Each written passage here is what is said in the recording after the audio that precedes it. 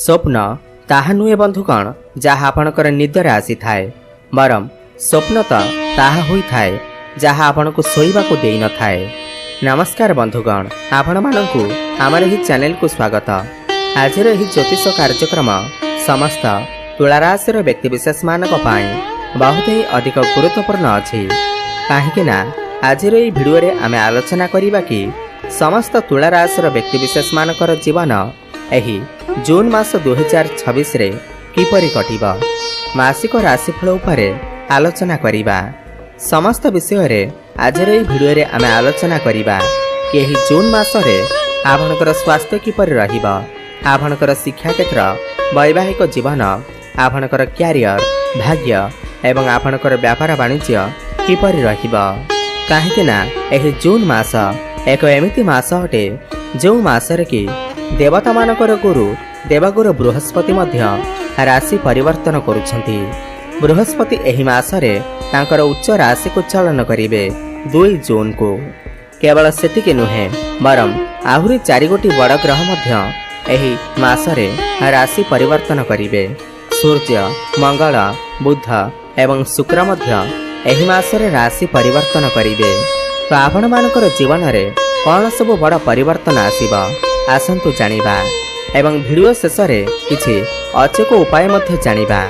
एही कार्यक्रम आपणकर जन्म राशि चंद्र राशि पर आधारित। आपणकर जदि तुला राशि होई थाए, आपणकर जदि तुला लग्न भी होई थाए, आपण एही वीडियोटी को देखि पारिबे।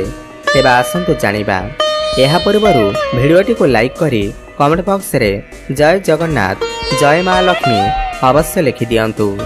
देखंतु राशि चक्रर सप्तम राशि होउछि तुला राशि एवं आपणकर राशि अधिपति होउछंती शुक्र एवं शुक्र आपणकर नवम भाव रे विराजमान अछंती एवं तांको सहित बुध विराजमान अछंती। आपणकर दशम भाव रे देवगुरु बृहस्पति विराजमान अछंती। आपणकर एकादश रे केतु एवं पंचम भाव रे राहु विराजमान अछंती। आपणकर षष्ठ रे शनि एवं सप्तम रे मंगल विराजमान अछंती एवं अष्टम भाव रे सूर्य विराजमान अछंती। ध्यान दे सुनंतु।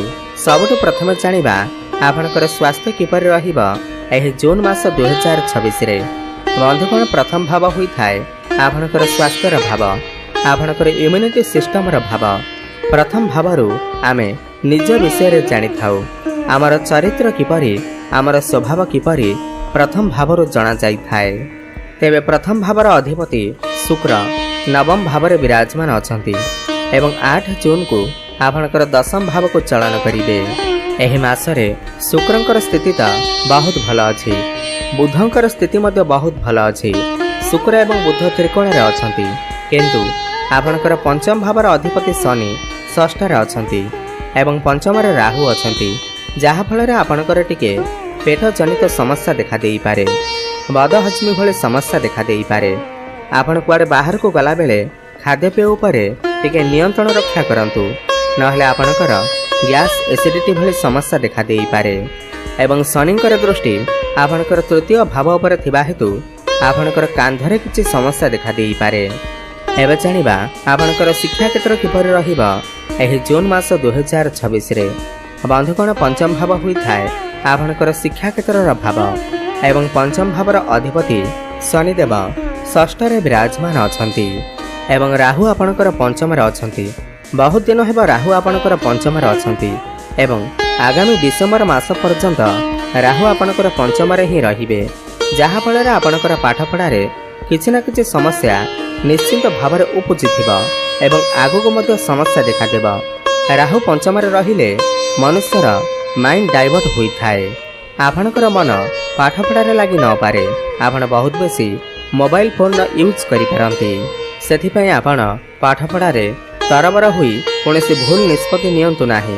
किंतु शनि आपणकर षष्ठ रे बसी द्वादश को दृष्टि देउथिबारु आपण जदि उच्च शिक्षा करबा को कोनोसी बाहर को जिबा को चाहुथांती, कोनोसी नूतन स्थान रे एडमिशन नेबा को चाहुछंती, जहा कि आपणकर घर ठारो दूरे रे अवस्थित, तो आपण निश्चिंत भाव रे जाई परिबे।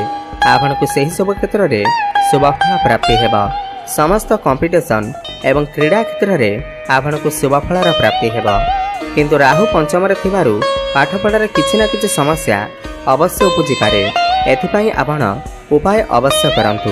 उपाय आमे वीडियो शेष रे जानिबा। एबे जानिबा आपनकर प्रेम जीवन किपरि रहिबा एही जून मास 2026 रे। बंधुगण पंचम भावे होई थाए आपनकर प्रेम जीवनर भाव, शिक्षार भाव एवं संतानर भाव मध्य पंचम भाव होई थाए। जेमिति कि मैं आपनको कहिली पंचम रे राहु विराजमान अछंती, तो राहु पंचम रे रहिले प्रेम जीवन रे मध्य समस्या देखा देई थाए। उभय परस्पर को डाउट करि पारंती। छोट मोट कथा को नहीं दुई जनक भितरे कली झगड़ा मन मनांतर देखा देई थाए।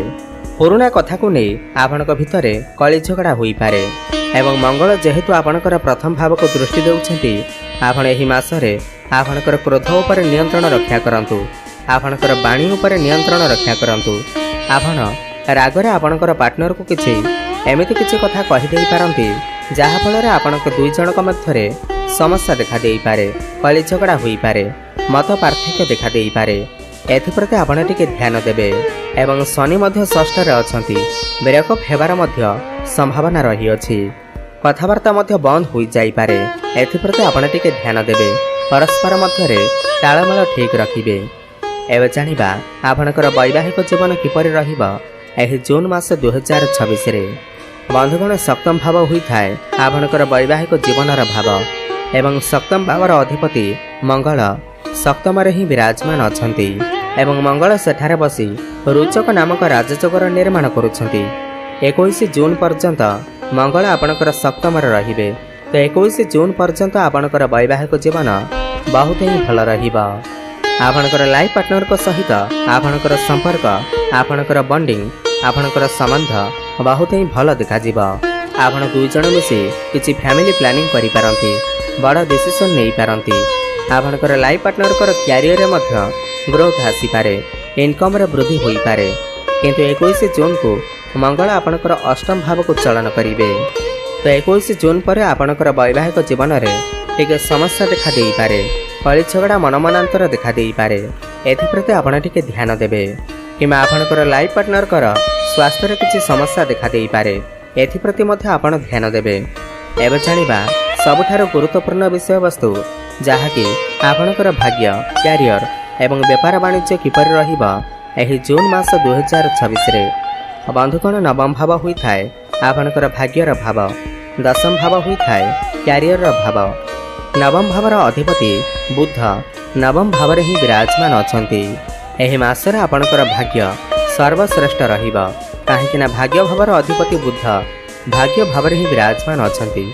22 जून पर्यंत आपनकर भाग्य बहुत ही सर्वश्रेष्ठ रहिबा। तो एही मासरे भाग्य आपनकर भल थिबा हेतु आपण किछि बड़ कार्य करि पारंती, बड़ कार्यर आरंभ करि पारंती, किमा किछि इन्वेस्टमेंट करि पारंती। आपनकर गृह रे किछि शुभ मांगलिक कार्यर आयोजन होई पारे। आपण कोनोसी धार्मिक स्थान को वा दूर स्थान को यात्रा करि पारंती।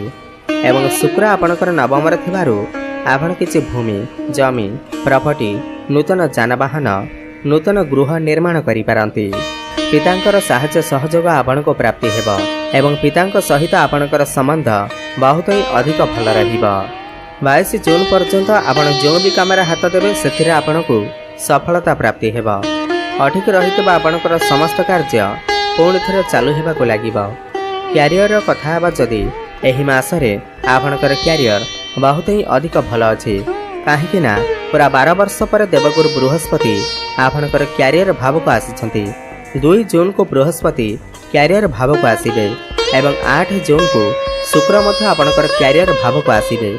एही मासरे आपनकर कैरियर बहुत ही उत्तम रहिबा। तो बृहस्पति दशम भाव को आसिले आपनकर नेम फेम बढ़ी थाए, कैरियर रे बहुत अधिक उन्नति करि थांती, कैरियर रे ग्रोथ आसी थाए। एवं जो मानक पाखरे चाकरी बाकरी न थाए सेमानकु नूतन कर्म, नूतन चाकरी प्राप्ति होई थाए, प्रमोशन मिली थाए, चाकरी क्षेत्र रे ट्रांसफर होई थाए, एमएनसी कंपनी रु जॉब ऑफर आसी थाए। केवल एही जून मास नुहे बरम अक्टोबर मास पर्यंत आपनकर कैरियर रे निश्चित भाव रे बड़ सफलता आपन को मिलिबार अछि। किछि ना किछि बड़ खुशी खबर आपन को प्राप्ति हेबा। आपनकर मैनेजमेंट स्किल बहुत ही अधिक भल रहिबा। आपनकर दायित्व बढ़िबा। ଆପଣଙ୍କ ଭିତରେ ଜ୍ଞାନ ଏବଂ ବୁଦ୍ଧି ବଢ଼ିବ। व्यापार वाणिज्यर कथा जदि 22 जून पर्यंत आपणकर व्यापार वाणिज्य यह मासरे बहुत ही अधिक भल रहिब। प्रॉफिट होई पारे, आपणकर इनकम रे वृद्धि होई पारे, कारोबार रे उन्नति परिलक्षित हेब। आपण किछि नूतन व्यापार वाणिज्य मध्य आरंभ करि पारंती, किंतु 22 जून पर आपणकर व्यापार रे किछि लॉस होई पारे। तो अधिक शुभफल प्राप्त करबा पई आपण प्रत्येक दिन शुक्रंकर बीज मंत्रर जप अवश्य करंतु। ओम द्रांग द्रंग ग्रंग सह शुक्राय नमः 108 थर प्रत्येक दिन जप करंतु। माँ लक्ष्मीकर आराधना करंतु। प्रत्येक दिन संध्यारे हनुमान चालीसार पाठ करंतु। कला कुकुर किंवा कुआंकु किछि खाइबाकु दियंतु। शुभफल प्राप्ति हेबा सहित आपणकर भाग्य रे उन्नति आसीब। धन्यवाद।